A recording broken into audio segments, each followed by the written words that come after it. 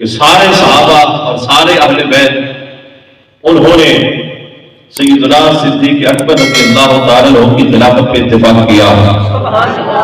مگر میں پہلی روایت جو یہاں پہ بیان کرنا چاہتا ہوں، قرآن کی وہ تفسیر میرے مسلک کے کسی عالم نے نہیں لکھی. قرآن کی وہ تفسیر لکھنے والا ایک شیعہ کا بہت بڑا عالم ہے. اللہ اکبر. اس کی تفسیر سے ایک روایت پڑھ کے بات آگے بڑھاؤں گا. سبحان اللہ. اور وہ آج کا عالم نہیں ہے، وہ عالم تقریباً 3 صدی کا عالم ہے اور شیعہ حضرات سے تعلق رکھنے والا. نام ہے علی بن ابراہیم. اس نے ایک تفسیر لکھی قرآن کی جسے تفسیر قمی کے نام سے یاد کیا جاتا ہے. ایران سے چھپی وہ تفسیر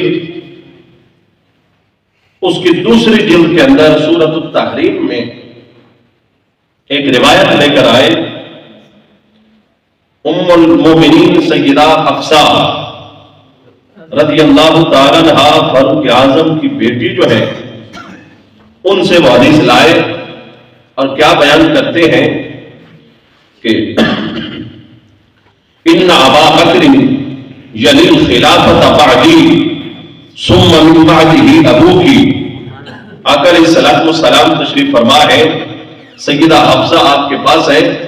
آقا علیہ الصلوۃ والسلام نے سیدہ حفصہ سے فرمایا، اے میری زوجہ، میں تمہیں ایک بات نہ بتاؤں؟ سبحان اللہ. آپ کی یا رسول اللہ بیان فرمائیے. فرمایا کہ ان ابا بکر یلی الخلافۃ بعدی، میرے بعد جو میرا پہلا خلیفہ ہوگا اس کا نام ابو بکر ہے. اس کا نام کیا ہے؟ ابو بکر ہے. اور ثم من بعدہ ابوکی، ابو بکر کے بعد جو دوسرا خلیفہ ہوگا اے حفصہ وہ تیرے ابا جان فاروق اعظم ہے. سیدہ حفصہ فرماتی ہے کہ میں نے عرض کی، یا رسول اللہ، یہ آپ کو کس نے خبر دی ہے؟ یہ جو آپ مجھے بتا رہے ہیں ابھی تک یہ کچھ ہوا نہیں ہے، ابھی خلافت کی بات نہیں ہوئی، آپ کے بعد یہ سارا کچھ ہونے والا ہے، تو آپ مجھے یہ کیسے بتا رہے ہیں؟ تو سنیے آقا علیہ الصلوۃ والسلام کا جواب. فرمایا قال اللہ اخبرنی، مجھے اللہ نے اس بات کی خبر دی ہے، مجھے میرے رب نے بتایا ہے.